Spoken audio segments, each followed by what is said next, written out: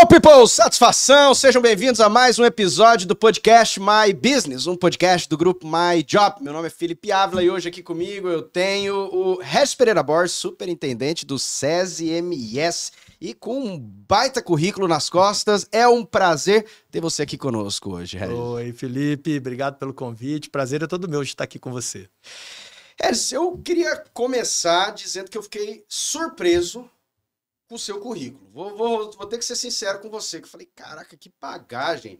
Já foi desde superintendente do CREA, já foi empresário, já tocou projetos Brasil e fora, já fez especializações. E no final até o momento, né? Você decide pegar toda a sua bagagem e levar para o SESI. Aí eu não entendi essa parte. Porque dá pra ser um empresário, pra ganhar muito mais dinheiro, viu? Não dá, não? Pois é, né, Felipe? É a vida, né? Pois é. A vida é uma coisa muito louca, né? Assim, então, Você tá há quanto tempo no SESI hoje? acabei de fazer 4 anos no SESI. Primeiro, dizer que é um prazer enorme estar no SESI. O SESI aconteceu na minha vida de uma forma totalmente inesperada. Pandemia. Ah, é verdade, você pegou. A pandemia, peguei ali o último ano de pandemia ainda. Foi um desafio enorme naquela época, porque por tudo que envolve e pelo SESI, através até da nossa presidência. O presidente Sérgio é um cara que tem a capacidade de enxergar muito além e tenho aprendido muito com ele, mas era um desafio muito grande você conduzir não só o SESI, mas ajudar a cuidar da nossa sociedade. A gente, naquela época, o sistema FIEMS, né, e o SESI, por ter uma frente de saúde e segurança para o trabalho, ele atuou muito incisivamente. Pandemia, né? Então a gente entrou desde estruturando drive-thru para vacinas, testes rápidos, testes Na verdade, em todo o estado. você entrou num momento dentro do SESI que era um momento que não é o momento de um SESI tradicional. Eu quero dizer, você entra no momento de uma pandemia, em que focos e energias estava muito para a questão de saúde pública. O mundo estava de cabeça para baixo, né? Assim, você via as pessoas precisando trabalhar, as pessoas precisando produzir, as pessoas precisando colocar o leitinho das crianças dentro de casa e, do outro lado, se falava, fica em casa, fica em casa. Então, assim, foi um processo difícil para todo mundo, né? E assim, ter colaborado de alguma forma para que a gente pudesse ajudar a ter mais segurança. Da melhor maneira. Tanto no aspecto social quanto no ambiente empresarial, foi um momento muito importante para Mato Grosso do Sul e assim, foi muito legal ter participado disso. A gente teve... nós tivemos iniciativas para o turismo, por exemplo, em Bonito, para manter os passeios turísticos em Bonito, a hotelaria funcionando em Bonito, mesmo na pandemia, se tinha demanda, tinha que se seguir protocolos, lembra? Os protocolos de segurança, né, de sanidade e tal. E quem certificava, quem ia lá e aferia se estava de acordo, era o SESI. Então, foi um papel muito importante naquela época.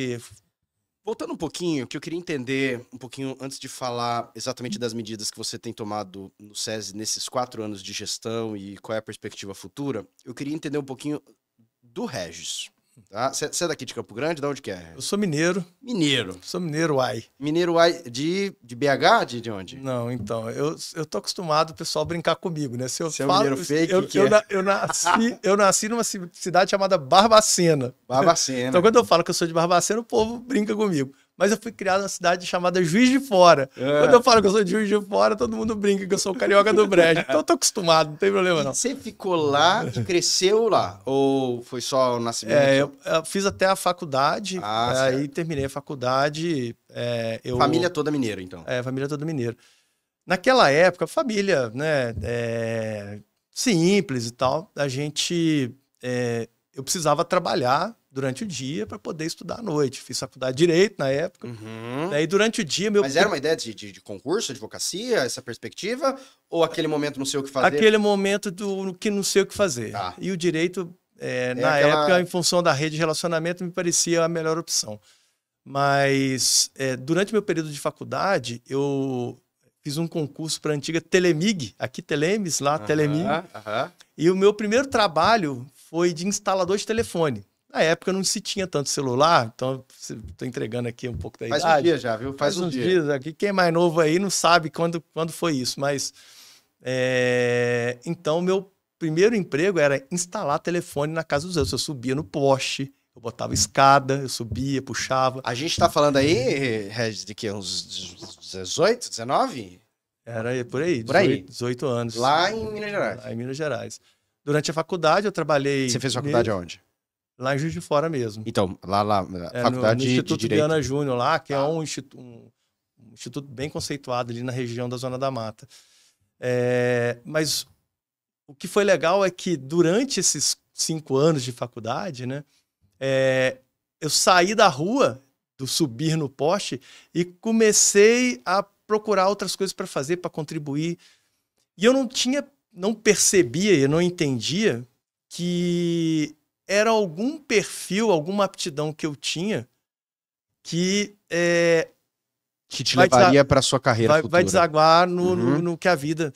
Eu estou falando isso agora porque depois, quando a gente estiver falando um pouco sobre projetos de educação e inovação na educação, tem essa correlação entre o que eu experimentei na minha época sem ter noção e sem ter o suporte, né, de pensar em carreira, estruturar uma carreira, desenvolver competências para você ter uma carreira, né, de sucesso. Então, isso acontecia de forma natural. E foi quando, depois, o sistema Telebrás estava sendo privatizado, surgiu a oportunidade, quando a Brasil Telecom estava montando o time dela de atendimento corporativo aqui. Então, nessa época, eu já não estava mais na rua, eu já estava fazendo atendimento a cliente lá. Mas isso foi uma coisa da mesma empresa. A empresa que acabou, você começou a... São empresas diferentes, né? Sim, mas... Desculpa, falei empresas, mas foi do mesmo setor. Porque é mesmo setor de telecomunicação. Mas você viu uma oportunidade e você pediu demissão e foi? Ou você foi chamado? Como é que foi isso? Porque telecom, na época, era um setor que estava em franca expansão. Tá. Né? Era o celular chegando, as redes móveis, a parte de comunicação de dados, tudo isso chegando. Eu vi isso acontecer aqui no Centro-Oeste. Você ficava um pouco inquieto, que não tinha nada a ver com direito? Você tá trabalhando em alguma coisa? Porque normalmente, quando a pessoa vai pro direito, eu fiz direito, e eu me lembro de querer fazer muito estágio, essas coisas. Não. Você não te apetecia isso? Não tinha. Acho que não conseguia ficar sentado assim muito, sabe? Mas eu acho que o direito, ele ajuda em qualquer frente profissional que a pessoa venha escolher. Me ajudou. Me ajudou. Quando eu tinha que sentar para poder debater com o cliente uma negociação, estabelecer princípios de um contrato ou algo do gênero, os princípios do direito me ajudaram muito. Então, isso eu acredito que me ajudou a acelerar esse processo na área de gestão de negócios e estratégia de negócio. Bom, foi quando eu vim para cá. E aí eu me desliguei de uma empresa, né, da antiga Brasil da Telemig. E vim para cá para o time corporativo da Brasil Telecom. Fiquei aqui durante... Para cá, você está falando... Campo Grande, Mato Grosso do Sul. Tinha família já? O que foi? Não, vim solteiro. Solteirão. Você. Mas conseguiu essa vaga aqui? O pessoal te conhecia? Você se candidatou? Não. Como é que foi? Essa é mais uma história muito engraçada, né? Porque quando... normalmente são engenheiros de telecomunicações, engenheiros eletricistas, gente mais com perfil mais técnico. Que trabalha nesse tipo de setor. Então você pensa, um cara formado em direito, o cara que subia em poste e com perfil comercial, a menina falou assim, teu currículo é tão esquisito que eu quis chamar você aqui para vir conversar comigo. Não tinha nada a ver uma coisa com a outra, era muito diversificação dentro da mesma atividade. E aí já me chamaram, falaram, não, gostamos de você, vem trabalhar com a gente. E você veio para fazer o quê? Eu vim para ser consultor corporativo para atender as grandes contas, que account aqui no Mato Grosso do Sul. Então, as grandes empresas... a gente atendia as grandes empresas. Foi muito legal, porque a rede de relacionamento começou a ser estabelecida a partir dessa oportunidade. Tinha que fazer muitas visitas. Então, eu tinha que conversar com o tomador de decisão. Então, quando eu tinha que atender, por exemplo, uma Uniderp na época, eu tinha que chegar até o ponto de conversar com o Pedro Chaves, certo? Então, passava por todo o processo, e aí na hora de tomar a decisão, quem é que falava sim ou não? Era o Pedro Chaves. Então, Tô dando um exemplo, né? Entendi. Que você, no final das contas, começou a perceber a importância da rede de relacionamentos e começou a aumentar ela. Isso. Mas naquela época ainda não tinha agenda telefônica pra você guardar no celular ou no telefone do pessoal. Mas Como é que era, assim? Conta pra mim essa... Porque hoje a gente pensa muito em networking. E networking hoje tem muito a ver com... Você pega o contato, se precisar eu consigo falar com você, etc. Sim. Mas numa época que ainda não tinha telefone celular... Se eu te mostrar minha caixa de cartões de visita que eu tenho guardada até hoje daquela época, é uma caixa enorme, cheia de cartão de visita. Durante muito tempo, você ia lá, resgatava no cartão por ordem de alfabética visita, ali? Falava... organizadinho e tal, bonitinho. Pedro Chaves, exemplo, vamos lá no P, tem o cartão do Pedro Chaves, que tá aqui o contato dele. Naturalmente, assim, a gente tá falando aí de 2001, 2002... Os primeiros celulares já estavam disponíveis. Então, você conseguia gravar ali, pelo menos, o telefone das pessoas. Mas... E você fica quanto tempo na Brasil Telecom? Eu fiquei até 2009. Eu fiquei em Mato Grosso do Sul até 2006. Aí aqui, dentro da posição que eu estava, não tinha mais por onde subir, crescer. Você subiu até aonde? Até consultor sênior. Né?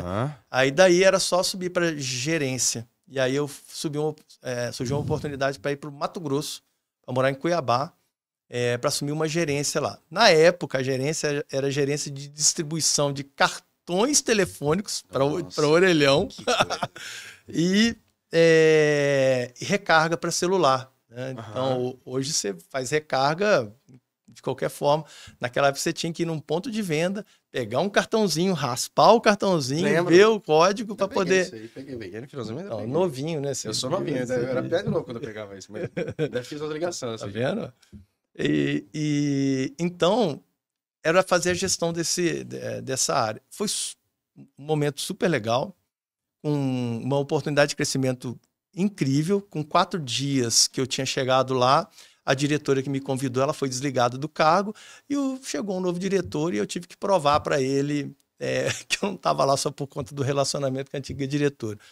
Mas foi um aprendizado muito grande. Você estava com família nessa época? Aí eu já tinha casado, né? Já tinha meu primeiro filho, todo mundo pequenininho ainda e tal. E foi tranquilo? Porque assim, eu fico muito imaginando essa questão de mudança, de localização geográfica, como de fato... para alguns uma facilidade, mas para outros uma grande dificuldade por laços que você acaba tendo no local. Eu conheço uma headhunter que ela fala que o mineiro é o melhor povo que tem para você contratar, porque a mobilidade do mineiro é um negócio... Falou, vem para cá, vai para lá, vai para lá. Ela fala isso. Eu falei assim, é verdade, né? Porque assim, fui tranquilo. E aí, a Brasil Telecom foi comprada pela Oi. Foi. Em 2009. Mas assim, foi um momento legal porque você sai de uma posição mais operacional, mesmo sendo de negócio, e passa a ter uma visão um pouco superior de gestão, mais executiva. Eu vi cenas no Mato Grosso que são assim, emblemáticas. Por exemplo?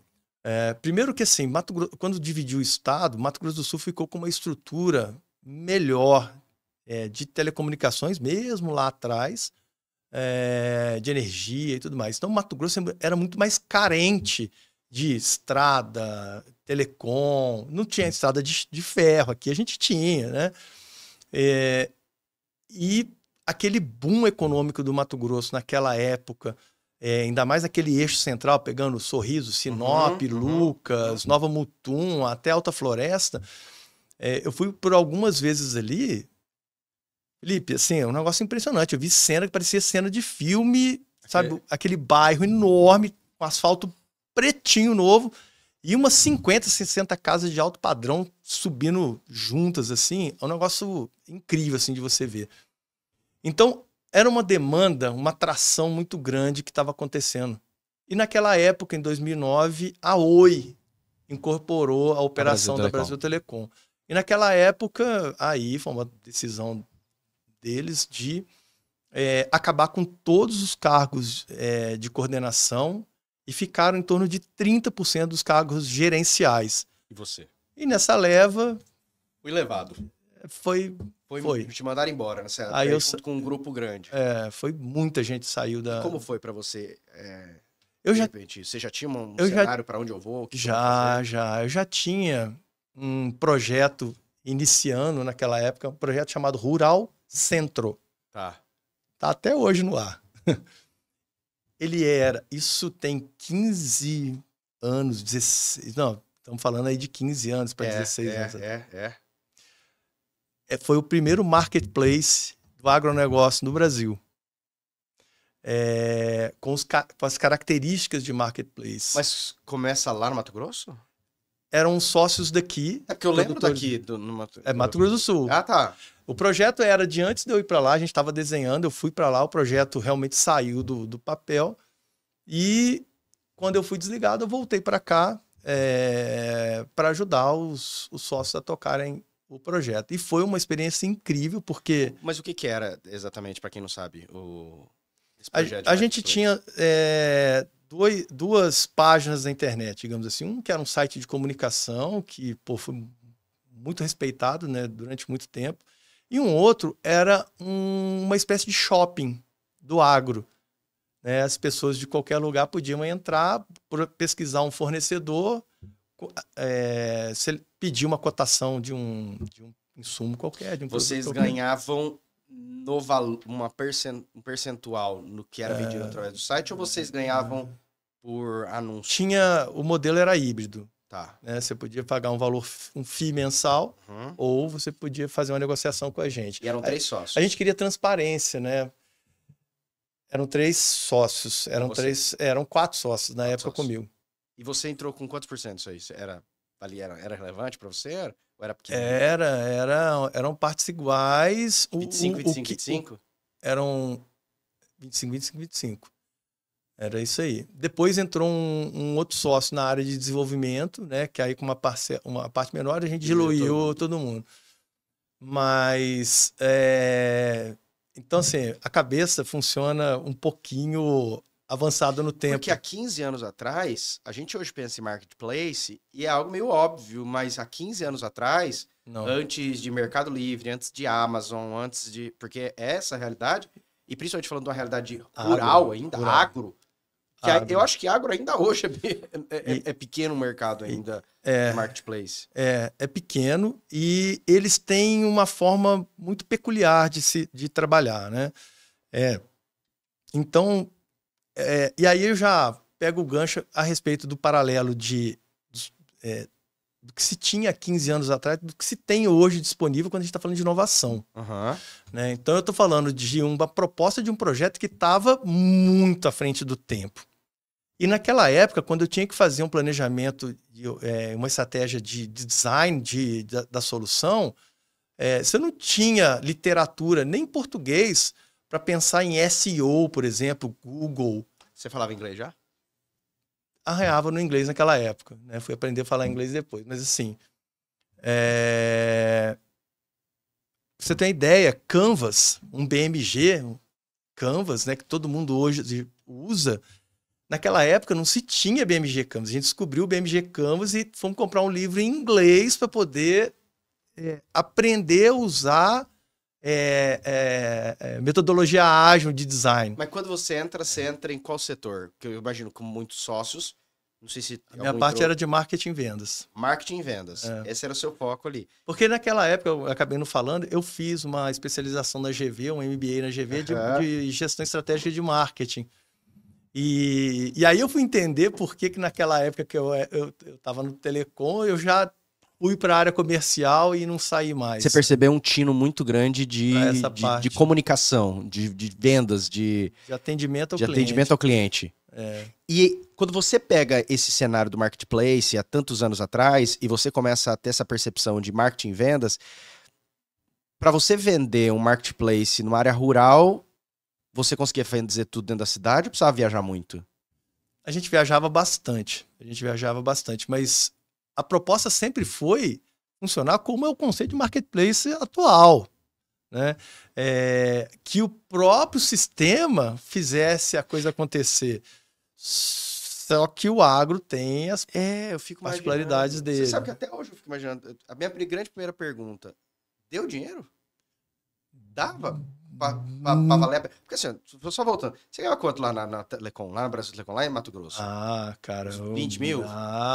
Dinheiros atuais, digamos assim? É porque Por a aí. inflação mudou pra caramba de 15 anos atrás, Por né? aí. Mas por se aí. fosse dinheiros atuais, a gente estaria falando uns 20 mil. uns 20 mais, mil reais. Com família. É. É uma realidade Sim, financeira. sim. Quando você vai para um investimento solo, e você tem tinha lastro, custo né? operacional, ok, você pode ter guardado um dinheiro, Sim, e tudo tinha bem, lastro. você fez um lastro, mas acaba, né? Se você não Acaba. conseguir ganhar dinheiro, acaba. Dinheiro não aguenta desaforo. Então no final das contas você tem família, dinheiro não aguenta desaforo.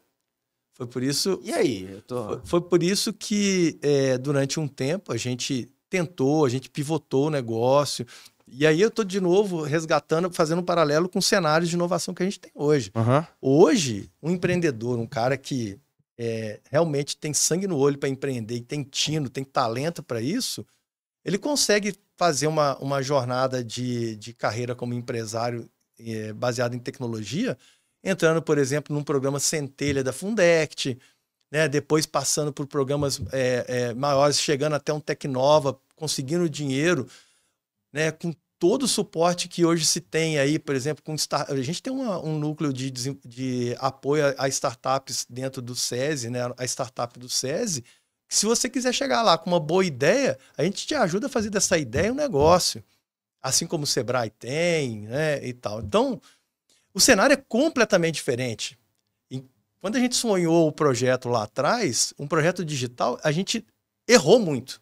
Uhum. Errou muito mesmo. Quando você fala errou, você acha o que assim, objetivamente? Por Errou de, às vezes, não fazer teste AB, por exemplo. A gente não tinha técnica para isso.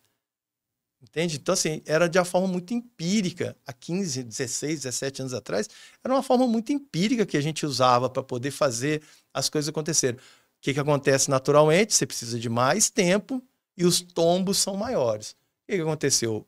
O negócio não aguentou financeiramente chegar no ponto que ele precisava para fazer do break-even, né? E aí a gente vendeu o negócio, né? Nessa mesma época, a gente está falando aí de 2014 já, certo? 2013 para 2014. 2013. Eu tive um insight até de um dos sócios meu, Carlos Gattais, que é um cara também muito inteligente. Ele virou para mim e falou assim: Regis, como é que você consegue construir e ter essas sacadas aqui dentro, assim, dentro da empresa? Tudo bem, o negócio não tracionou dinheiro do jeito que a gente queria, mas, naturalmente, eu tinha outras formas de renda, assim como eles também, a gente tinha outras formas de investimento e tal, mexer com bolsa e outras coisas, para poder sustentar as coisas. O negócio principal que seria. Para sustentar a pessoa física em detrimento da pessoa jurídica. Pô, por que você tem que achar um jeito de vender essas coisas? E aí, um belo dia fui convidado a conhecer o pessoal da área de extensão da UCDB. Aí eu cheguei lá, professora Conceição. Vim aqui para conversar com você e tal, ver como é que funciona. Ela falou assim: qual que é a tua proposta? Eu falei: não tem proposta. Eu vim aqui só para conversar, para entender. Você não sabia o que era, você não entendia. Como é que é que... Mas o que você tinha ouvido a respeito para você ir lá? De que a gente poderia ter uma parceria.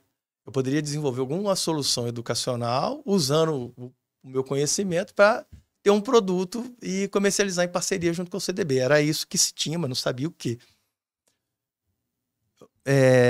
Você foi lá. Não sei se você é cristão, Sou cristão. Você acredita no homem lá em cima, né? Quando eu fui, ela falou assim: você tem que conversar do agro, você tem que conversar com a coordenadora do agro lá. Eu falei: tá bom. Fui conversar com a professora Rúbia, que hoje é pró-reitora de graduação. E aí, um dia eu conversando com ela, acho que ela nem ela sabe, se ela estiver me vendo agora, ela vai descobrir essa história. No dia que eu estava conversando com ela, Felipe, sem brincadeira, ela me olhava e a gente conversando, e a conversa indo para o mesmo lado. Sabe quando a pessoa está falando com você já não está escutando mais, tá aquele assim, cara, de repente, cara, sem brincadeira, um flash aqui assim. Eu falei assim: e se a gente fizesse um projeto que a gente pegasse essa turma que está aqui na graduação e no curso técnico e desse um banho de realidade para eles, desenvolvendo habilidades, competências que o mercado precisa e não que eles aprendam na faculdade? O que você acha disso? Ela falou, é isso que a gente precisa. Falei, aguenta aí que daqui a pouco eu trago um projeto para você. E aí foi onde começou o Profissa. Profissa... Esse eu não conheço. Então, Me conta. mas esse é o cara. É aí. É aí que é o grande boom da carreira. Profissa foi... E até o nome era um nome mais jovial, mais descolado e tal. De profissionalização. Exatamente por quê? Porque era para o público jovem. O público que estava ali em fase de técnico e graduação, que precisava depois entrar no mercado de trabalho, e que as empresas estavam buscando neles não é o que eles aprendiam especificamente na faculdade. É aquele negócio, você precisa de experiência para trabalhar, precisa de trabalhar para ter experiência, aí trava naquele momento. Isso foi em 2013, 2014. Nós estamos falando 10 anos depois da mesma coisa. E nós vamos chegar lá daqui a pouquinho no podcast. E aí Vamos fazer isso. Você falou, peraí, vou desenhar. Sozinho eu. Aí você abriu no computador. E fui construindo todo o projeto e tal, todo o racional do projeto. E na época eu ainda tinha a Rural Center funcionando e tal, a gente atendia. Pô, cara, era muito legal a Rural Center. A gente tinha vários parceiros. Aí o pessoal da Fundação MS estava com a gente, inclusive. Você não tinha vendido ainda? Não, ainda não tinha vendido. Tá. Tava na transição. Aí o diretor executivo da Fundação MS na época, o Renato Rosco, que é um grande amigo também, foi meu sócio no Profissa durante muito tempo. Ele olhou o papel em cima da minha mesa com um logo bem legal, assim. Ele falou, o que é isso? Eu falei assim, dá uma olhada. Ele falou assim, não sei nem como é que eu vou participar disso aqui, mas eu quero entrar. Não quero nem saber se eu vou ganhar dinheiro. Era o projeto? Era o esqueleto do projeto. Bom, em março de 2014, nós lançamos a primeira turma. E ele era por nicho, por segmento. Então, eu comecei com o Profissa Agro, depois teve o comércio, depois teve o serviço. E aí a gente lançou o primeiro Profissa Agro, porque naturalmente pela rede. Na prática, assim, esse primeiro? Assim, qual que era a parceria? Como é que funcionava? Com a CDB, né? Com o CDB. Ao CDB dava toda a parte de estrutura, administrativa, sala, ajudava na parte de recebimento. Ela tinha a rede, mas tinha que vender as vagas, né? E eu entrava com a execução do curso. Que era da aula. Que era da aula, eu e os meus professores, aí assim... Né? Você montou o projeto de um curso e dava aula, mas tinha a parte prática? A parte prática. Como que era a parte prática desse especificamente? Mas a gente está falando de gestão, de planejamento, de gestão do trabalho no dia a dia, de qualidade, de design, de entender marketing, de entender as coisas que as pessoas não te ensinam no dia a dia de uma faculdade. Talvez no de administração se era tenha, muito próximo, mas uma de agro, assim, sei lá, não, como já passaram muitos administradores por esse processo com a gente lá, e falam assim, cara, o que a gente aprende na faculdade não tem nada a ver com isso.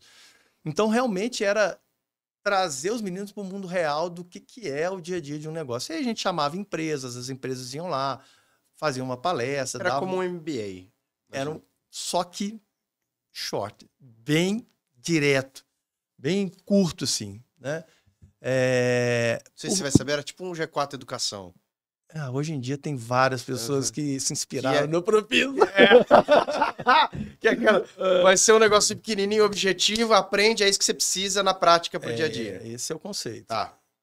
Bom, cara... E só começou a expandir. Sucesso. Explodiu. A primeira turma não tinha vaga e gente vendendo. Gente que não queria, estava cético, não queria entrar, foi entrar. Bom, 2014, explodiu. Aí foi uma atrás da outra, aí a gente lançou o comércio, aí a gente lançou o serviço, aí a gente lançou gestão de projeto, a gente foi lançando uma série de produtos. Aí veio 2015... E ganhou muito dinheiro nisso? Ganhei um bom dinheiro. É 50-50? Não, esse eu era dono integral, aí veio o Renato e depois veio o Eugênio. Então, você tinha que passar... Mas o que é o CDB ganhava? Ela ganhava alguma coisa? Ah, não, tá, desculpa. Ao CDB ficou... depois você saiu da CDB. Entendi. Você começou com o agro ali, com o CDB, foi a ideia, mas depois você falou, não, vamos fazer... É porque não viabilizava. Entendi. Não viabilizava. Entendi. Né? Então, mas como o projeto era bom, você já tinha... Você só precisava de um espaço, qualquer espaço você podia alugar. Exatamente. Entendi. Mas a gente continuou parceiro, a gente... Claro, CDB. mas não necessariamente era Mas sócio. Daí a gente tinha... Eu tinha mais 2 sócios, então. Era eu, com nem lembro quantos por cento, 55%, e o restante era dividido entre 2 sócios. Eles apertaram o financeiro. Eles aportaram trabalho e financeiro. Né? E depois veio a entrar uma 4ª sócia também no processo, mas aí não diluí minha parte, não. Que aí ela entrava com trabalho. Ela cuidou de toda a parte administrativa, operacional, cuidava de tudo. Nessa primeira etapa, que foi até 2015, cara, assim, o negócio foi um sucesso, um voou. E aí veio a crise de 2015. Eu parei de atender o B2C, ali o varejo, e comecei a atender o B2B, porque as empresas entenderam que aquele modelo era um modelo que elas precisavam para desenvolver seus funcionários. Para quem não sabe, B2B, business to business, vai ser basicamente empresa para empresa. Empresa para empresa. Uhum. Deixei de vender no varejo, passei a vender para empresas, turmas fechadas, ou um volume maior. Que era basicamente, ó, sua empresa precisa de um treinamento e eu vou dar esse treinamento para sua empresa aí. Exatamente. Só que isso é para grandes empresas, porque pickpockets não iam ter, né? Mas tem demanda, tem demanda. Você precisa treinar um time, fazer um team building. Isso nós temos 10 funcionários. Dá para fazer. Entendi. Dá para fazer. In company. Exatamente. E aí 2015 veio a crise de 2015. E aí, meu amigo, mais uma vez eu me vi em dificuldade, porque... Parou o pessoal de fechar aí? O pessoal parou de fechar. Segura a caixa. Segurou. E aí, Deus é muito bom, né? Ele chegou e me colocou, na época foi até uma indicação do próprio Renato, né, que era meu sócio. Ele me indicou para fazer um serviço no CREA, e aí o CREA, na época, que ia chamar o Renato para ser o superintendente do CREA na época, se viu sem superintendente. Mas o Renato não tinha outra coisa aí. Porque o Renato foi chamado pelo Reinaldo da Zambuja para assumir a superintendência de Ciência, Tecnologia e Inovação. Aí não dá, né, para competir. Aí não dá para competir. Já que você tá aqui, assume pra gente aí. Então, eu fiquei lá 1 ano e 8 meses. E você não tinha relação nenhuma com o CREA antes, né? Não. Não era um... Não, nunca fui funcionário, não. E era uma gestão mais administrativa mesmo que eu fazia lá, né, assim. Mas você ficou decepcionado com não ter dado certo como tava o projeto do Rural Centro? Não, acabou de falar o nome. Profissa? Não, ela... Naquele momento? Não, ela só diminuiu. Arrefeceu um pouco. Mas não fechou... Não. E aí, enquanto eu trabalhei no CREA, a gente continuou fazendo. Aí eu já tinha outra sócia que operava... Né? Só que aí eu não botei pressão para tirar dinheiro do pessoa jurídica para poder pagar minhas contas de pessoa física. E aí o CREA pagava sua vida pessoal. A minha vida pessoal, o CREA resolveu, e a pessoa jurídica ela sobreviveu durante o ano de 2015. De 2015 para 2016, a carteira de clientes que se manteve e a gente ampliou. Aí veio, você falou do Celso Regis, uma figura admirável, ele, senhora Dalva, superintendente do Sescop, né, o CD aqui. A gente já conversava. Em 2016, a gente iniciou o primeiro projeto junto com o Sistema Cooperativista. E aí a crise já tinha dado uma arrefecida. Em 2016, a empresa voou. Aí de 2016 para 2017... A empresa começou a crescer, a gente começou a fazer atendimento às cooperativas, a gente começou a atender o próprio sistema agro, Federação da Agricultura. Tudo setor educação. Tudo educação. Só o mesmo conceito. Em 2016, no meio de 2016... Mas não tinha demanda de mercado? Por que foi tão... Assim, por que cresceu tanto? Assim, eu não vejo vários concorrentes, talvez você que está no setor na época tinha... E tinha vários concorrentes, tinha várias empresas já que faziam esse serviço em company. Muito, mas assim, cara... Pra quem? É difícil, né? Assim, muito mais do mesmo, sabe? Metodologias e modelos educacionais... Mas você se especializou mais nesse período para... Naturalmente. Fui entender de metodologias ágeis, metodologias de educação corporativa. A gente está falando de educação corporativa. Quando você, empresário, se quiser... Felipe, investir em treinar algum funcionário seu, o que você quer em troca? Você quer que ele faça melhor alguma coisa para poder ter retorno do seu investimento. É natural. Fazer mais do mesmo não vai mudar nada, nem treino, então. Claro. Então, não adianta. E isso me resgatou na época que eu tive treinamentos na época de Brasil Telecom. Cara, treinamentos com gente muito fera. Altas consultorias. O que o cara fazia? toma aqui tua apostila, vamos lá, vamos ler a apostila aí, Cara, esquece isso aí, ficou lá no passado, do século XX, não existe mais isso. Então, para você fazer com que as pessoas se envolvessem no processo, você tinha que ter um método para fazer. E a gente criou isso. A gente pegou boas práticas metodológicas, a gente criou um jeito do profissa de fazer, né? E um dos elementos principais, e aí a gente trazia para contexto. Então, tinha que fazer parte do contexto.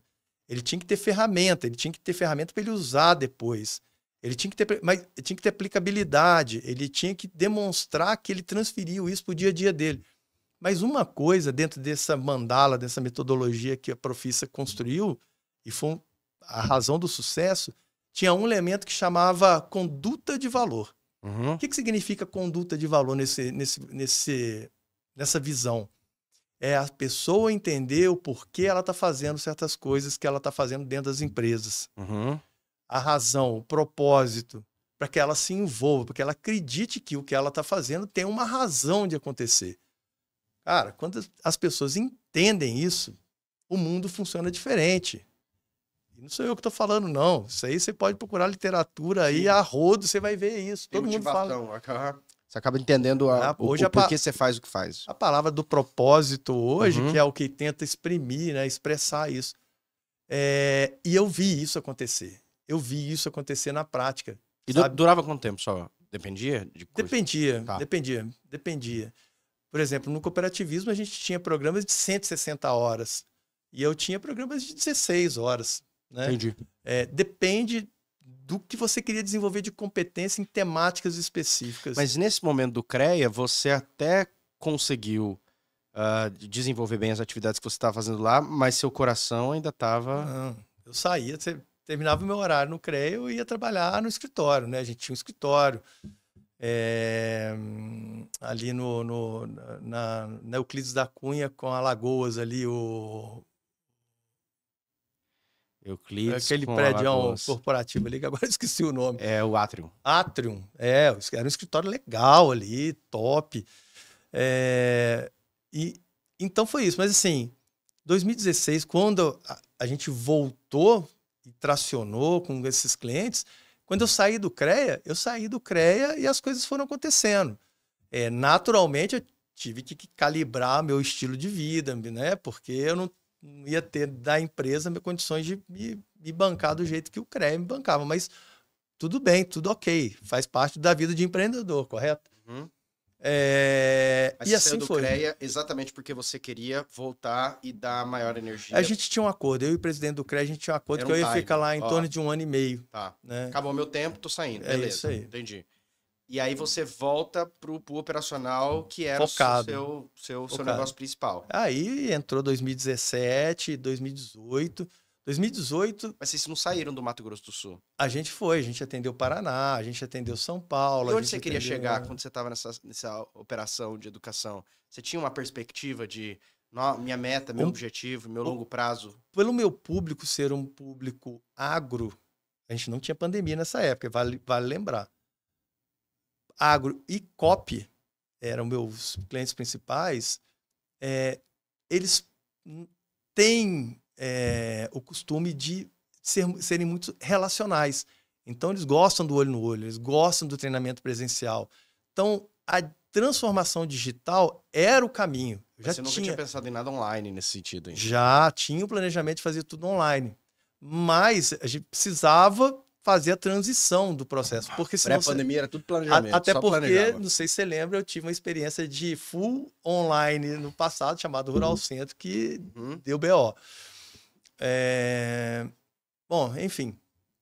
Quando a gente chegou em 2019, 2018, assim, a gente já estava indo bem, já estava faturando bem, eu já estava ganhando legal e tal. Quando a gente chegou em 2019... Já dava para tirar uns 40, 50 mil, assim, ali? Fazia isso. Dava bem. Valia a pena. Valia a pena. Quando a gente chegou em 2019, a gente fez uma parceria com na época, a principal empresa de educação corporativa do Brasil, chamada Ferolab na época. O presidente da Ferolab, na época, que depois ficou uma pessoa muito próxima a mim, que é o Rodrigo. Ele tinha sido head do Google for Education Latam, América Latina. Assim, cara, a rede ficou muito forte, a rede ficou muito grande. A rede Você pensou em vender aí? Aí você falou, vou vender? ainda não estava no momento de vender. Mas você já tava pensando, né? Já tinha pensado em vender. Você já tava preparando ela pra uma venda? Eu estava preparando ela para investimento, para abrir... IPO? Você pensava? Não tinha. Você falava isso. investimento no sentido de série A, série B, alguma coisa nesse isso sentido aí. de trazer investidor. Trazer investidor para poder escalar na na transformação digital, Tá. certo? Em 2019 a gente começou a trabalhar, eu comecei a trabalhar no projeto de transformação digital, e em 2020, quando a gente, e pra você ter ideia, 2020, janeiro de 2020, eu terminei janeiro de 2020 com mais contratos fechados do que o meu recorde histórico do ano inteiro anterior. Por quê? Certo. Era o processo de crescimento da empresa. Tava vindo, os clientes estavam... E tinha um LTV grande. Tinha muito cliente que Tinha. Era interessante, assim. Normalmente você fechava um projeto com cliente, você ficava pelo menos 1 ano, 2 anos atendendo. Pelo menos 1 ano a 2 anos. O que faltava era produto, porque era tudo muito tailor-made. Uhum. E era tudo muito... Dependia muito da entrega para poder você fazer dinheiro. Uhum. Então, para você escalar, tinha que ir para o digital. Certo? Para você fazer modelos híbridos e tal. E daí, o plano estava perfeito. Em 2020, janeiro de 2020, a gente tinha mais contrato do que o recorde histórico todo, cara. Assim, era o ano de... Vai ser o ano. É bombar. esse. O que acontece? Em março, Lockdown, fecha tudo, pandemia. para clientes que naturalmente gostam de relacionamento, que não tinham contratos em digital ainda, que a transformação digital estava em curso, o que aconteceu? Todo mundo puxou o freio de mão, segurou. E o pessoal te pagava na conclusão? Como é que era? Não te pagava no fechamento? Era por entrega. Entendi. Ou seja, começo da operação... Era por entrega. Não tinha avanço. Resumo da ópera... Cancela tudo. Segura todos os contratos ficaram vigentes, porém... E você tava full na operação, né? Só que não tava... full na operação. E aí? Tinha equipe, tinha 5 funcionários, tinha Chegou gente. pandemia. Eu tinha uma rede de instrutores, né, de professores, que eram todas pessoas de mercado. Tinha Mas ninguém... freela, não era CLT nem nada. Tudo freelancer. Tá. Todo mundo não tinha ninguém acadêmico, assim, né, raiz. Todos com boa formação, todo mundo muito bom. Mas era o cara que foi diretor de empresa, ou que foi diretor de empresa, o cara que foi presidente da Goodyear, o outro que foi presidente, que era... E isso gerava um grande diferencial, exatamente também, quem eram os seus professores? Quem era? Era um curso que é relativamente barato para o que ele entregava. E para... Obrigado. E para um público que às vezes não ia conseguir ter acesso. Né? Você citou exemplos aí de outros... A gente tá falando de tickets que não viabilizam qualquer um. Não, alto pra caramba. Então era o mote. E mais, esses caras que vinham da aula, eles não vinham aqui para ganhar 150, 200 reais a hora a aula dele. Ele não vinha para isso. Ele vinha aqui porque ele achava um barato participar desse movimento, sabe? Porque ele via que queria expandir a rede e tudo mais, mas achava muito legal participar desse movimento. Mas ele era caro também? Ou ele não... Não, cara, eu pagava na época 200 reais a hora, 150 reais, 100. Esse é ridículo. Não, ele Não, é ridículo. não paga ele sair de casa dele. É pro forma. É pro forma. Uhum. Ele não sai de casa para ganhar 200 reais a hora para vir aqui. Só que ele pega de voo, vem. Às vezes eu tinha que atender em Dourados. O cara vem para Campo Grande, desce de carro comigo para Dourados, volta. Cara, o cara ficou 2 dias e meio longe de casa, não justifica. Quando começam as coisas a fechar? 2020... Lockdown, os contratos começam a falar, gente, vamos jogar pra frente, não, agora não dá, cancela o contrato, segura, etc tal. Aquele filme, né? Aquele filme que é filme mesmo, né? Eu fico imaginando meus 2 filhos, eu tenho de 2 e de 3, e eu fico imaginando, contando pra eles isso. Daqui a uns anos, certeza que eles vão ver vários de Hollywood, desse período. Como foi sua cabeça, assim? Bateu um desespero, Zal? Minha cabeça foi, cara, até onde isso vai? Na hora que a gente chegou no meio do ano, eu falei assim, esse negócio vai longe, né? Porque a gente imaginava, né? Não, uma semana. Não, no máximo um mês. Não, e todo mundo falava, cara. Você teve cliente, a própria OCB, ela aceitou tocar alguns projetos no Zoom, né? naturalmente a gente negociou o contrato, diminuiu o valor do contrato, aquela coisa toda, mas eles toparam para não parar, para não deixar o negócio simples, né? Porque isso é o efeito psicológico até nas próprias pessoas, nos funcionários das cooperativas, né, das empresas, era muito ruim. Então, fazer com que o cara participasse de um treinamento, mesmo que online, era um papel importante das empresas naquela época. Então, algumas coisas foram, mas aí chegou lá para outubro. Não, chegou, na verdade, em outubro. Eu falei, o negócio ficou sério. Aí eu olhei, dinheiro, assim, cara, o que eu vou fazer da vida? Sem brincadeira. Eu viajei, fui para o Rio e para Minas visitar minha família no feriado dia 15 de novembro. E aí, eu, conversando com a minha mãe, falei assim... A minha mãe falou assim, e aí? Falei assim, mãe, eu tô pensando ainda. E aí, fiz uma oração e falei para Deus, cara, de coração, bicho, tô aberto. O que você me colocar no caminho, eu vou abraçar. Eu vou abraçar, porque, né, tem filho e tal, não sei o quê. Sem brincadeira. 2 dias depois, meu telefone tocou. É o atual chefe de gabinete da FIEMS falando, ô Regis, a gente tá precisando fazer Você tem como conversar comigo? Falei, claro. Posso fazer uma chamada de vídeo? Falei, pode. Falei, pô, o que esse cara tá querendo comigo? Negócio seguinte. A gente tá procurando, já tem mais de ano, um novo superintendente pro SESI, não sei o quê. E, cara, o seu nome apareceu aqui do nada. Ele falou que ele já não tinha mais esperança, ele tava rolando o celular dele. Essa é a história que ele conta. Não sei se é verdade, viu, Robson? Aí, e disse que achou lá Regis Projetos. Aí falou assim, quem que é esse cara? Aí foi no LinkedIn, me viu. Aí acho que ele tem perfil. Aí me ligou, fez essa chamada, manda o currículo. Mandei o currículo, falei assim, cara, acho que achamos um cara. Você consegue vir aqui fazer entrevista com o Sérgio? Falei, consigo. Aí eu já tinha voltado de Minas, já estava voltando de Minas. 2 dias depois, fui lá fazer uma visita com o Sérgio. Aí o Sérgio olhou, cara, sem brincadeira. O Sérgio pegou meu currículo, olhou, 3 minutos de entrevista comigo, olhou na minha cara e falou assim, vamos fazer uma experiência com você. Quando é que você pode começar? Eu falei assim, agora. Mas ele falou de SESI, alguma coisa, tudo? Já tinha falado? Não, já pra vaga de super... Não, mas quando você chegou lá, você já sabia. Já sabia de tudo. Quando você pode começar? Agora. Ele falou assim, era uma quinta-feira, ele falou, não, começa na segunda-feira. Eu falei, pode ser. Cara, sem brincadeira, do dia que eu tive a conversa com um cara lá de cima, pra eu começar a trabalhar no SESI, uns 15 dias. E aí, como é que foi pra você, antes de trabalhar no SESI, essa percepção daquilo que você entende como...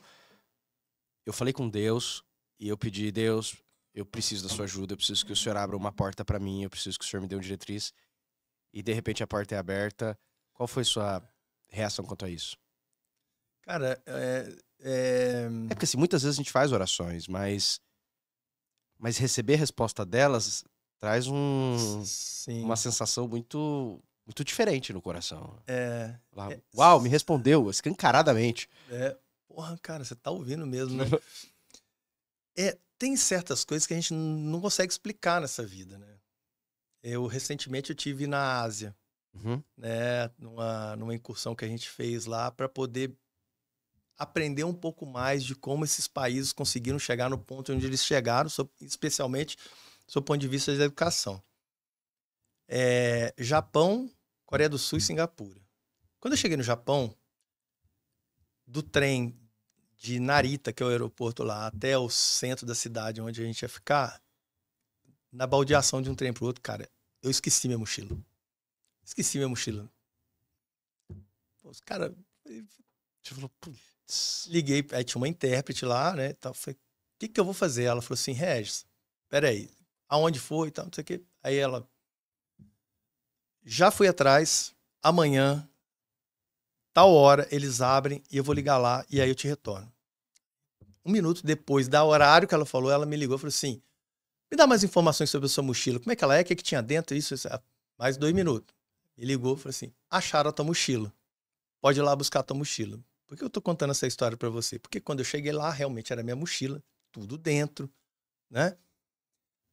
Aí liguei pra Silvia, para agradecer. Falei, pô, Silvia, eu não acredito, cara, não acredito que aconteceu isso e tal. Ela falou assim, olha, Regis, você acabou de chegar no Japão e você vai ter a oportunidade de entender como é que as coisas aqui funcionam e no que a gente acredita. E a gente acredita até em função do budismo, né, da influência budista e do shintoísmo. Depois eu fui entender, fui estudar para entender. Nada acontece na sua vida por acaso. Nada. Tudo tem uma razão de existir, de acontecer. E tudo é uma oportunidade para você aprender, para que você possa aprender e ser melhor, como para você mesmo E pro próximo. e para o ambiente onde você está.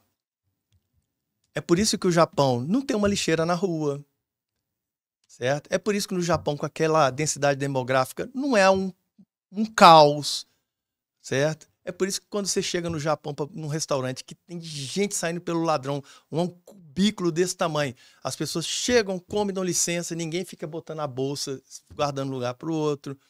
E uma série de ensinamentos. Então, quando ela me falou isso, e ela ainda falou mais para completar, falou assim, ó, se aconteceu com você, é porque precisava acontecer, e o que você aprendeu com essa lição, você vai ter a oportunidade de levar para onde você veio e de alguma forma aplicar isso. Então são essas coisas, cara, sabe? Que a gente vai aprender no longo da vida. Quando você acaba tomando essa oportunidade, entrando nesse novo desafio que foi o SESI, você já sabia o que era o SESI? Você tinha noção do que o SESI fazia? Porque você recebeu uma ligação do nada, diferente de quando você vai talvez procurar um emprego objetivamente e você vai pesquisar a empresa, de repente alguém te liga, lógico que você é uma pessoa estudada, você tem uma noção, mas uma coisa é saber detalhadamente o que a empresa faz. E ele falou, ó, você vai vir aqui a uma entrevista sobre o SESI. Imagino que você foi Hoje pesquisado o que é, o que não é. Te surpreendeu? Era o que você imaginava? Você já sabia exatamente o que você ia fazer ou não? assim, eu vou te falar De coração, de abertão. coração, abertamente. Não sabia. Sabia que era o Serviço Social da Indústria, porque eu já tinha O nome é. mas eu não sabia que o SESI propriamente tinha como missão. E eu acho que isso é um problema do sistema S como um todo. As pessoas conhecem, mas elas não reconhecem. E eu lembro claramente, o Sérgio me deu uma missão quando eu cheguei. Falou assim, quero 3 coisas de você. Eu quero que você melhore a educação. Eu quero que você trabalhe de forma integrada com as outras casas, Senai, IEL. Eu quero inovação. Que você pense fora da caixa, que você traga. Falei, é comigo mesmo. Deixa comigo. E aí, assim... Qual que era o budget inicial? Como é que funciona ali? Porque você tem que ter dinheiro para trabalhar. Então, a gente tem um orçamento, né? Que a gente executa anualmente. Mas muda. Muda de exercício para exercício. Depende da quantidade de projeto que você tem para executar. Então, por exemplo, quando você tem projeto de obra... Mas deixa eu entender, hoje o dinheiro exatamente que vai para o SESI. Como é que funciona esse sistema? Sim, a gente tem a contribuição compulsória, que é em cima da folha dos trabalhadores da indústria. Tá. Em torno de 1,5%, que é a lei, o que é a legislação. Perfeito. Então, e é só esse valor exceto microempresa, simples, Simples né? nacional. Simples nacional. Tirando isso, todo mundo tem que contribuir e esse recurso que vem, a gente tem algumas obrigações, né? Nós somos fiscalizados pelos órgãos de controle, TCU, CGU, e existe um controle muito grande mesmo de aplicação desses recursos. Então, eu tenho que, de fato, aplicar em cima de educação, saúde, segurança do trabalho, cultura... Mas é matéria genérica. Estou querendo dizer, saúde, em qualquer coisa da saúde, ou... Educação, você aí que tem a discricionalidade no que ramo de educação. Naturalmente, isso já há algum tempo foi estruturado nas linhas de negócio que se tem, por exemplo, educação básica, né? A missão do SESI foi desenhada para trabalhar na educação básica. E hoje, um orçamento, por exemplo, vamos falar de 2024, um orçamento anual do SESI foi 200. Uns 200 milhões. E é suficiente? Não, eu te pergunto, é verdade, né? Porque eu vou falar para você que eu entrevistei a reitora do Instituto Federal. Ela falou, a gente tem que sempre correr atrás de emenda, porque do governo vem uns 38 milhões por ano, os campos e tudo. Naturalmente, a gente... eu estou falando de um orçamento, mas tem uma série de investimentos que são dinheiro carimbado. Vem o dinheiro, ele é carimbado. Só caminha, só passa. Só passa e eu tenho que aplicar numa obra, porque eu tenho uma parte dessa grana para poder fazer a construção e a reforma e ampliação de Dourados, por exemplo.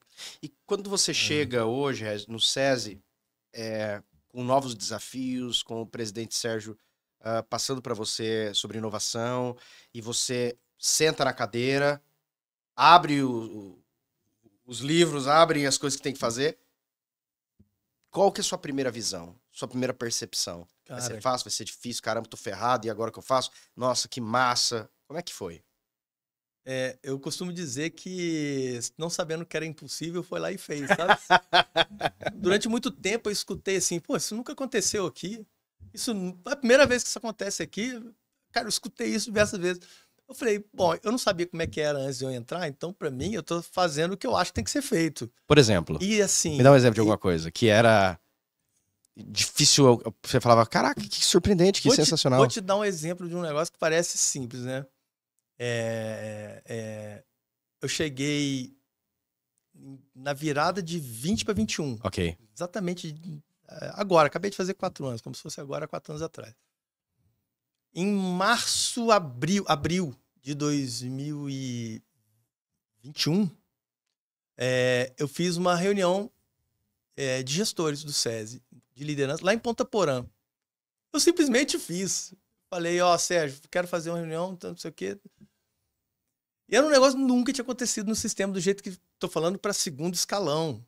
Para gente que precisa pegar o que a presidência diz, o que eu desenho como estratégia e vai ter que fazer a coisa acontecer.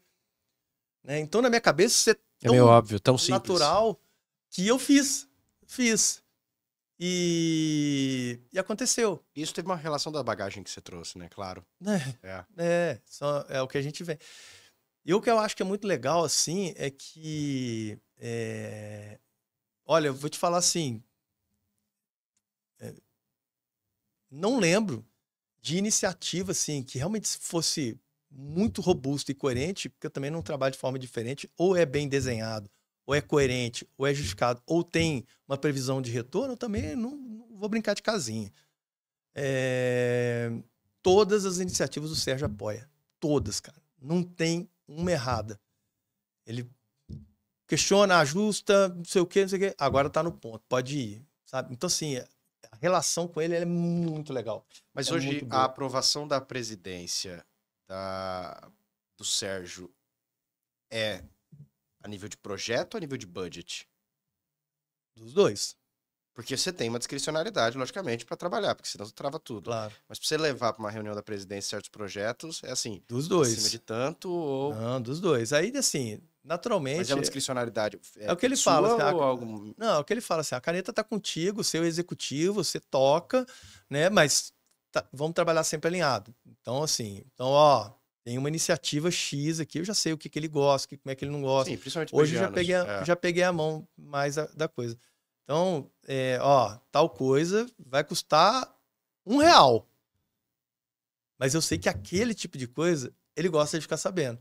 Tem outras que se eu chego, e aí eu fui aprendendo com o tempo, eu chego pra ele e falo assim, isso vai custar R$10. Ele olha pra minha cara, já me devolve o papel, tipo assim, puta, não me traz essa coisa, me traz né? esse negócio aqui. Mas eu fui aprendendo, né, com o tempo. Hoje, com relação ao SESI em si, eu imagino que cada instituição ela vai para um norte de acordo com a cabeça do seu gestor. Porque você tem um budget e é lógico que você, dentro desse budget que você tem, e você tem que apoiar certos setores, mas você acaba dando mais ênfase a setores que você entende como estratégicos nesse momento. Uhum.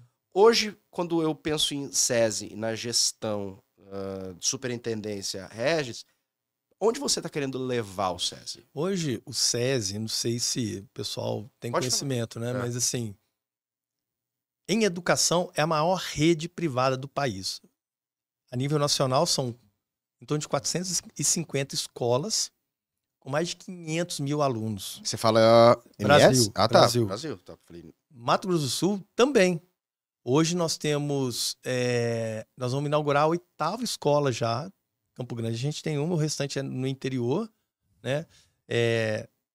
Maracaju, Corumbá, Dourados, Naviraí, Três Lagoas, Aparecido Taboado e Ribas, vindo agora além de Campo Grande. Aí depois vamos abrir Paranaíba e Rio Verde. Então, em termos de rede privada, já é maior. E o jeito de fazer educação tem um pouco desse dedo do olhar para o menino, e aí já é uma cultura SESI, tá? O que eu busquei construir aqui em Mato Grosso do Sul é fazer isso de uma forma ainda mais lapidada. Mas o foco tá no menino, na menina, como protagonista. Quantos anos mais ou menos tem assim? Hoje as turmas principais é a educação tem básica. educação infantil até o ensino médio. Da educação infantil até o ensino médio. E por que alguém, só para eu entender assim, um pai, por que um pai escolheria? Porque hoje eu tenho IFMS, eu tenho SESI, eu tenho uma escola privada, eu tenho federal, eu tenho militar, eu tenho estadual, eu tenho municipal, eu tenho uma gama de opções aonde eu vou colocar. Por que eu escolheria o SESI? Porque a gente tem um propósito, que é formar pessoas com capacidade de realização. Não é você ser bom academicamente, tecnicamente. Lá na frente, o que a vida vai te cobrar é que você tenha capacidade de entrega. Então, quando eu converso com um pai e estou contando para ele sobre a escola, sobre metodologia, sobre a mandala que a gente tem, eu falo para ele assim, onde que você enxerga o seu filho terminando o ensino médio? Eu enxergo ele passando no vestibular, entrando na universidade, fazendo medicina, fazendo direito, fazendo seja lá o que for, o que ele quiser. Eu falo com ele assim, não se preocupa, seu filho vai entrar na universidade, ele vai atingir os objetivos dele. O que a gente vai te ajudar é que lá na frente ele não seja um médico, ele seja um grande médico, não seja um advogado, ele seja um grande advogado. E a diferença entre um advogado e um grande advogado é a capacidade que tem de fazer entregas. E é isso que a gente desenvolve, que a gente forja nesses meninos, desde a primeira infância dentro das nossas escolas. Como? Aí a gente tem uma série de recursos metodológicos, educacionais, tecnologia, que desde inteligência artificial, para acompanhar gaps de aprendizagem dos meninos, para a gente que possa fazer... Mas assim, você pode dizer algo que é consideravelmente diferente de alguma instituição tradicional pelo seu conhecimento? Você fala, o SESI tem ou o SESI faz os seus meninos, que eu não vejo a grande maioria das instituições fazendo? Acho que é o jeito de fazer, né? Então, vou te dar... E assim, é no detalhe que isso acontece. Porque a equipe tem que estar imbuída na mesma visão. Uhum.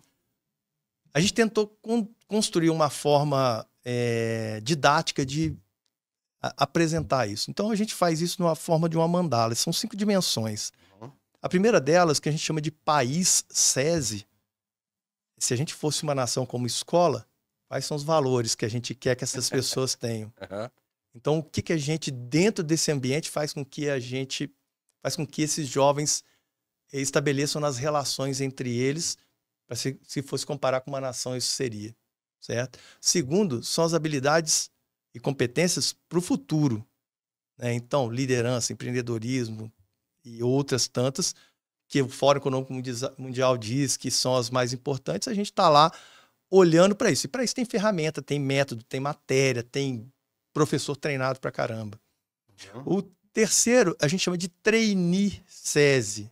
É um jeito carinhoso que a gente achou de fazer com que a indústria, que o setor produtivo participe dentro da escola.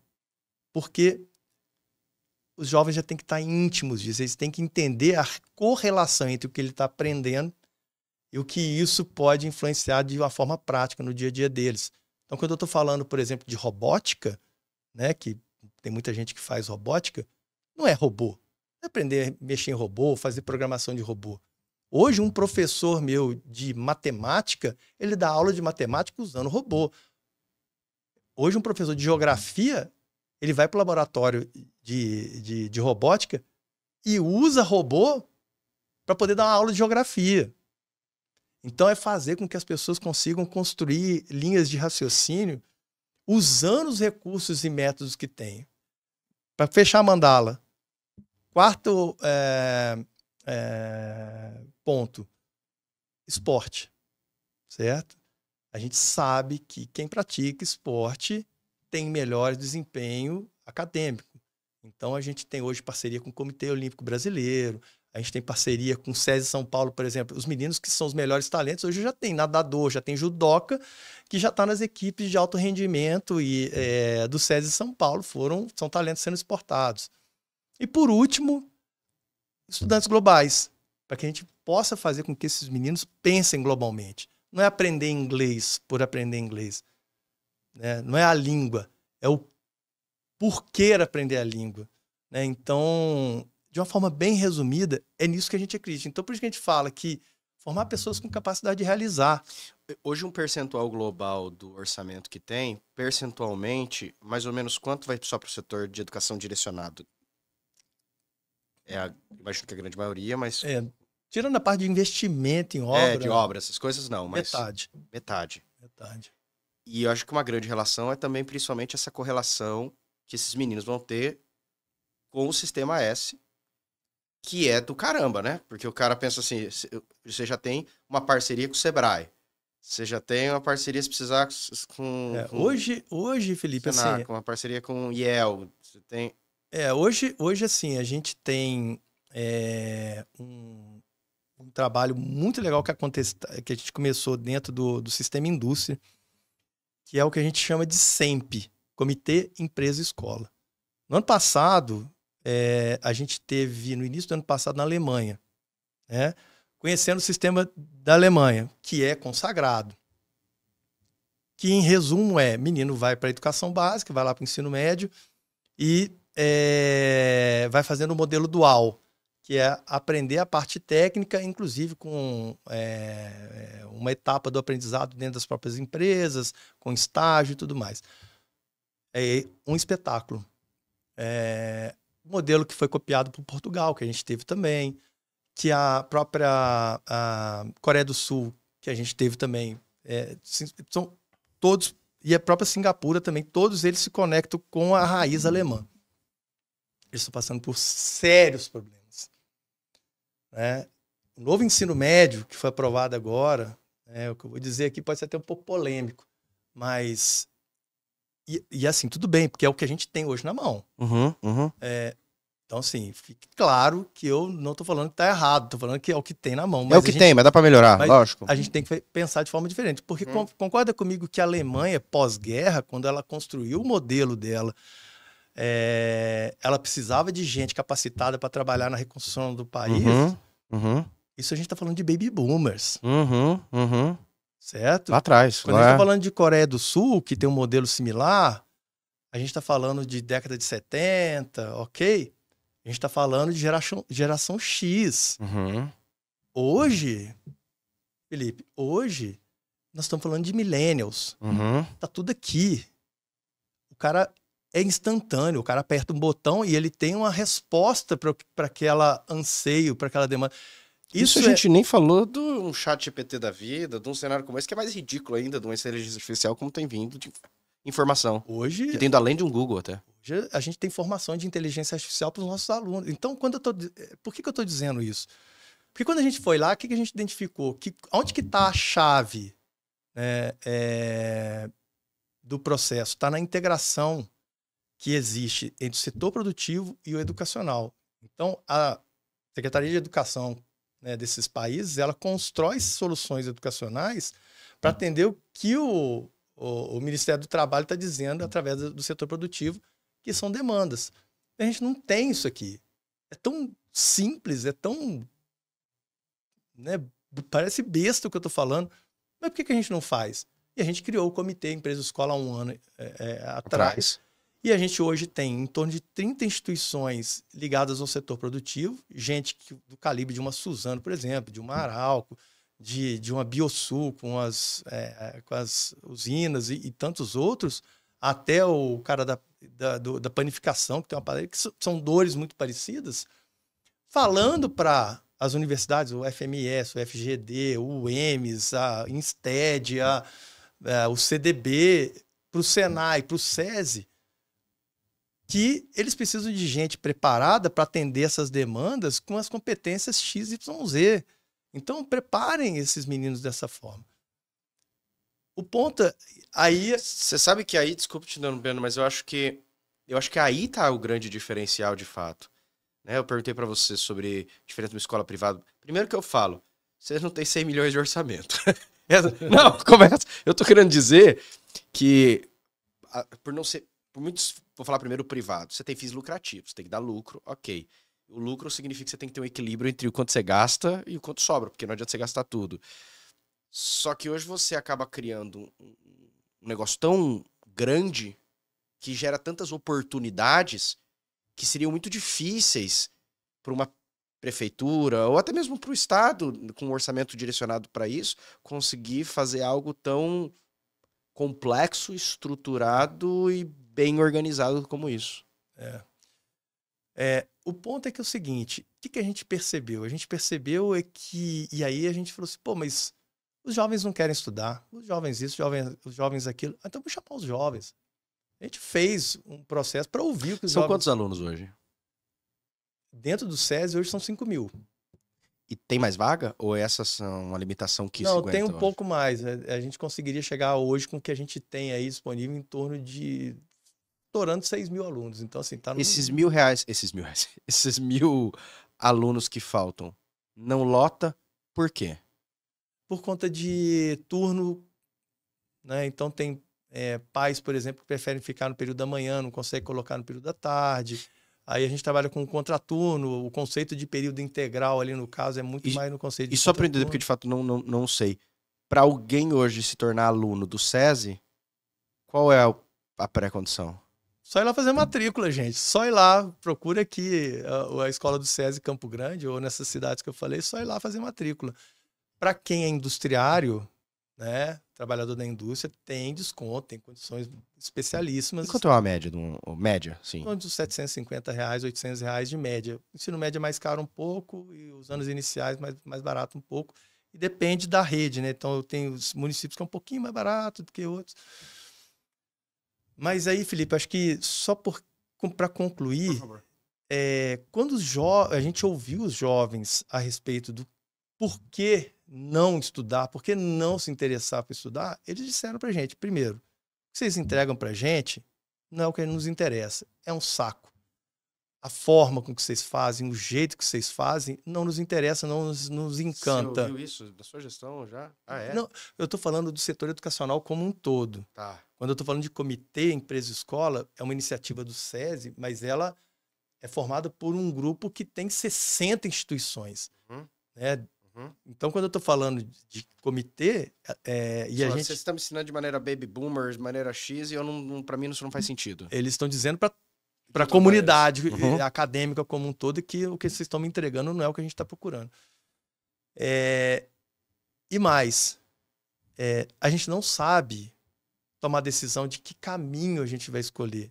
A gente precisa de ajuda. Cara, tô falando para você, se você pegar a gravação que foi feita dos meninos, eles falam com todas as letras. Gente, pelo amor de Deus, coloca uma luz, ajuda a gente, acende uma luz para a gente achar o nosso caminho. E não adianta, porque olha o modelo. O modelo é a gente... E aí é o problema que Singapura tem, que Coreia do Sul tem, a própria Alemanha tem. Hoje, esses países estão enfrentando índices elevadíssimos de suicídio de menino em idade escolar. Por quê? Porque o menino ele passa por um processo extremamente pesado de competição ali no que seria o nosso Fundamental 2, porque ele vai para o ensino médio ou high school lá, para uma escola melhor ou pior, para um técnico ou para uma oportunidade de graduação, dependendo da nota que ele tem dessa faixa etária. Sabe, a gente não... Então, a gente escutou isso lá em Singapura, eles estão construindo em reformular o modelo deles. Então, enquanto aqui a gente está implementando o modelo tentando limitar o que eles estão lá, e aqui lá eles já estão tentando mudar. Os caras já estão repensando. Agora, como você viu, ouvindo esse feedback, Você fala assim, tá, recebi o feedback, mas eu não sou legislador, eu sou o gestor. Como resolve essa bucha na mão? Isso. Obrigado por você deixar o gancho. Você chegou onde eu queria. Existe hoje legislação que permite a gente construir algumas sacadas diferentes. Então lembra da experiência que eu falei de formar jovens lá atrás, em cursos de curta duração, fazer o menino aprender uma competência específica. Esse é o olhar que a gente tem que construir. É fazer com que o menino construa carreira, um olhar para carreira. E a tua carreira, que hoje você ainda vai passar por muita coisa na vida, você está aprendendo o tempo inteiro. Você está o tempo inteiro em diversas fontes, em diversos formatos, em diversos momentos da sua vida. Você está adquirindo competências e habilidades, conhecimento, né? É isso que a gente tem que pensar já desde a educação básica para o resto da vida, passando pelo técnico e passando pela graduação. Não é mais vender curso de carga horária de X horas que o menino tem que cumprir, porque no final, bom, eles já falaram pra gente que não é isso e não está funcionando, tá aí a olhos nus. Ele quer ter um norte a mais longo prazo. E ele quer que o que ele aprende, ele quer ver aplicação. O que ele aprende, ele quer ver resultado. Para um menino que a gente está falando aí, um menino que tem alguma condição financeira, social pior, isso é mais latente. Ele precisa aprender algo que ele, se ele botar para rodar, vai botar dinheiro em casa. Por isso, a gente veio, e aí é uma proposta que a gente tem, e a gente está pilotando isso dentro do SESI, que a gente chama de microcertificações. Pegar a oportunidade de se pensar numa carreira e você vir dando para ele a oportunidade de ele vir desenvolvendo competências e habilidades ao longo do processo, desde o ensino médio, para que ele possa, de fato, ter aplicabilidade daquilo para a carreira que ele escolher. É um modelo simples de fazer. O que a gente tem é que combinar o jogo. E a gente está conseguindo, através do comitê, combinar esse jogo. Então, tem universidade que já entendeu isso e ela está fazendo o trabalho bonitinho. É mais ou menos o seguinte: quando um aluno do SESI resolver que ele vai tomar uma decisão de uma carreira de tecnologia, por exemplo, ele pode começar a consumir microcertificações da Universidade Federal, da UFGD, da UEMS, da Insted, da UCDB. O que vai fortalecer muito a sua capacitação exatamente para entrar no mercado. Do Senai pra caramba. Então, ele toma decisão do que ele quiser para apoiar na construção de carreira dele. E o que se tem hoje em termos de legislação, e é uma discussão que a gente tem isso dentro do comitê, é dar para o menino a oportunidade de ele aproveitar esse crédito, abater esse crédito lá na graduação. Aí a chave fecha ainda de forma mais brilhante, porque aí a gente está atendendo esses anseios desses meninos. Conhecimento, aplicação e jornada mais curta, mais objetiva, mais efetiva do processo de aprendizado. Porque a gente não está olhando para vender um curso mais, a gente está pensando em apoiar esse menino na jornada de carreira dele. Então não é vender a graduação que vai resolver a vida, certo? Então o ponto hoje, a aposta do momento, chama-se microcertificações. A gente vai voltar a se falar um tempo a respeito disso, você vai ver. Obrigado. Agradeço muito sua presença aqui. Eu sei que você tem compromisso, porque para mim, rapaz, eu vou longe aqui com você. Eu te agradeço muito a oportunidade de você ter vindo aqui no podcast My Business e o meu desejo, na verdade, a minha curiosidade é saber os próximos episódios. Vamos ficar em contato, Felipe, né? Mesmo fora aqui do ar. Foi um prazer te conhecer, foi um prazer estar aqui com vocês. Espero que quem tenha acompanhado a gente aí tenha curtido um pouquinho, porque tem bastante história. E procura a gente lá no SESI, a gente está sempre à disposição, seja na área de saúde, seja na área de educação, seja para tomar um café comigo lá. Vai ser um prazer. Te espero lá, inclusive. Obrigado.